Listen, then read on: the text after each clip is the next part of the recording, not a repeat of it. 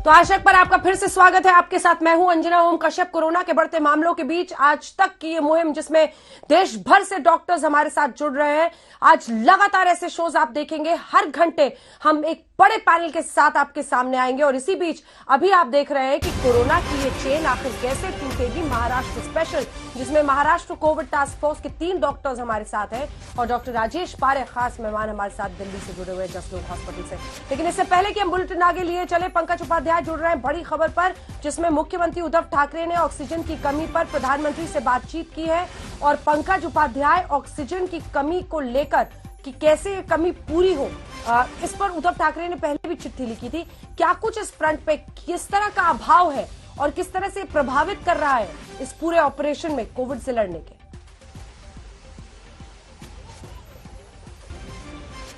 अंजना, मुख्यमंत्री उद्धव ठाकरे ने एक बार फिर से प्रधानमंत्री नरेंद्र मोदी से संपर्क साधा। करीब आधे घंटे पहले बातचीत हुई है और एक बार फिर से मुंबई शहर की और महाराष्ट्र राज्य की जो स्थिति बनी हुई है कोविड को लेकर, उससे प्रधानमंत्री को अवगत कराया। हालांकि मुख्यमंत्री ने कहा कि आज के दिन भी हालांकि स्थिति गंभीर है, लेकिन जहां तक बेड्स की अवेलेबिलिटी है वो फिर भी 3000 के ऊपर है। लेकिन सबसे जटिल समस्या जो इस वक्त राज्य सरकार के सामने है वो मेडिकल ऑक्सीजन की है। 1200 से करीब 1500 मेट्रिक टन की महाराष्ट्र राज्य को ऑक्सीजन की इस वक्त दरकार है। मुख्यमंत्री ने यह भी कहा कि अब उतना भी वक्त नहीं है कि अलग अलग राज्यों से बाय रोड ऑक्सीजन मंगाया जाए। इमरजेंसी सिचुएशन आ गई है और अब इजाजत दी जाए कि ऑक्सीजन को एयरलिफ्ट कराया जाए। साथ ही साथ रेमडेसिविर इंजेक्शंस जो हैं, इसकी भी जानकारी दी गई है।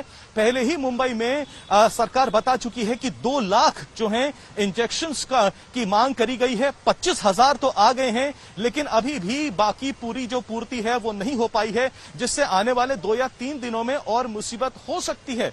तो इस वक्त सबसे बड़ी जो मुसीबत राज्य सरकार के सामने है वो ऑक्सीजन की है। और 1 या 2 अस्पताल नहीं, तमाम पूरे प्रदेश में जितने भी अस्पताल हैं वो सबसे ज्यादा इस वक्त ऑक्सीजन की किल्लत से ही जूझ रहे हैं। और ये पूरी जानकारी आज एक बार फिर से उद्धव ठाकरे ने प्रधानमंत्री के साथ साझा करी है।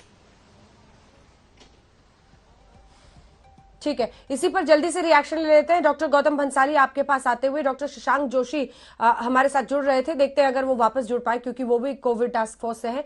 डॉक्टर भंसाली आपके पास आते हुए, ऑक्सीजन इलाज में, ट्रीटमेंट में, जो भी लाइन ऑफ ट्रीटमेंट हम अपनाते हैं, कितना क्रूशियल है, कितना महत्वपूर्ण है? और साथ ही क्या आपको भी वहां पर अस्पतालों में ऑक्सीजन की कमी से जूझना पड़ रहा है? आप तक क्या रिपोर्ट आ रही है? डेफिनेटली अंजना, पहली बात तो यह है कि ऑक्सीजन कोविड से लड़ने के लिए सबसे बड़ा कारगर उपाय है। ट्रीटमेंट में अगर अपन देखा जाए तो सबसे बड़ा ट्रीटमेंट ही ऑक्सीजन है। अगर पेशेंट का ऑक्सीजन सैचुरेशन लेवल कम होने लगता है, 92, 93 के नीचे आता है तो। बाकी जहां तक रेमडेसिविर मेडिसिन की बात है और मेडिसिन की बात है, रेमडेसिविर मैं आपको पूरी अथॉरिटी से ये बात बोलता हूँ, रेमडेसिविर का इतना बड़ा फायदा नहीं है। सिर्फ आपका जो स्टे है हॉस्पिटल में, अगर आपका 10 दिन स्टे था तो उसको 8 या 9 दिन कर रहा है। कोई बड़ा बेनिफिट रेमडेसिविर से नहीं है। जिस तरह से पहले काफी दवाइयों के बारे में आया था, रेमडेसिविर के बारे में भी ऐसा ही है। यस, ऑक्सीजन बहुत ज्यादा रिक्वायरमेंट है, ऑक्सीजन की इंपॉर्टेंस है। इसीलिए हमने ये स्टेप लिया महाराष्ट्र के अंदर कि जो इलेक्टिव सर्जरीज है या जो रूटीन सर्जरीज है उनको पोस्टपोन किया जाए। नॉन कोविड के अंदर जो एसेंशियल सर्जरीज है, ऑपरेशन है, वो करना, क्योंकि उसमें ऑक्सीजन बहुत कंजप्शन होता है। इसलिए जो इलेक्टिव सर्जरीज, रूटीन प्रोसीजर्स है, वो सारे बंद कर रहे हैं ताकि वो ऑक्सीजन हम लोग कोविड पेशेंट्स के लिए दिए जाए। और आज की तारीख में ऑक्सीजन की सप्लाई हमारे पास है, कुछ स्टॉक्स है, अभी थोड़ी बहुत कुछ जगह पे दिक्कत आ रही, बट ऐसा नहीं हो रहा कि हॉस्पिटल में ऑक्सीजन नहीं मिल रही, उस वजह से मरीजों को कोई तकलीफ हो रही सप्लाई। और उसके लिए लगातार हमारी मीटिंग्स, काम चल रहे हैं। आज हमारे ऑनरेबल सीएम साहब ने प्राइम मिनिस्टर साहब से भी इसके बारे में बात किया। तो सप्लाई हो रही है, लेकिन थोड़ी बहुत दिक्कत आ सकती है भविष्य में, उससे निपटने के लिए उसके बारे में कार्रवाई चल रही है। ठीक है, बहुत अच्छी बात आपने बताई। डॉक्टर राहुल पंडित, जल्दी से आपके पास इसी पर टेक लेते हुए, आप ऑक्सीजन को कितना क्रूशियल मानते हैं? जैसा कि वो कह रहे हैं कि ऑक्सीजन सबसे महत्वपूर्ण है लाइन ऑफ ट्रीटमेंट के लिए। रेमडेसिविर पर उन्होंने अपने तरीके से कहा है, उनको लगता है कि ऐसा नहीं है, वो सिर्फ आपका duration of stay in hospital कम करने की वो बात करें। दोनों पर आपका अनुभव। लेकिन अगर ऑक्सीजन की फौरन बहुत ज्यादा अभी कमी नहीं है, तब भी हमें कल के लिए तैयारी रखनी है। और इसीलिए मुझे लगता है कि ऐसे वक्त पर उठाया गया कोई भी कदम ज्यादा नहीं हो सकता है। आपको सतर्क होकर आगे की फॉरवर्ड प्लानिंग करती रहनी पड़ेगी कि कल को हो सकता है मामले और बढ़ जाए।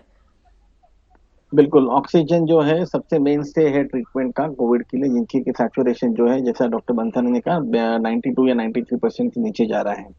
पर इसमें यह बात भी बहुत जानना जरूरी है कि हमको जिस पेशेंट को हम लोग ऑक्सीजन दे रहे हैं उन पेशेंट में हमको जाके 100% सैचुरेशन या 99% सैचुरेशन की एम करने की जरूरत नहीं है।